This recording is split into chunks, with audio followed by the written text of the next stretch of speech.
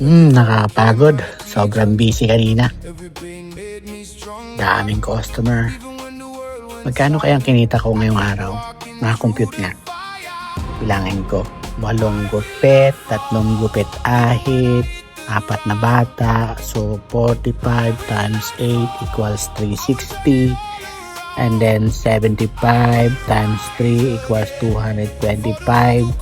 And then, 4 na gupit ng bata is like 35 times 4 equals 140. So, overall is like total of 725. 725 times 40% equals 290. Wow, 290 ang kinita ko ngayong araw na to. KYD yan. So, compute kaya natin sa peso. Magkano kaya sa peso yan? Kaya compute natin. 290 times 72 kasi 72 palitan ngayon equals 20,880. Wow!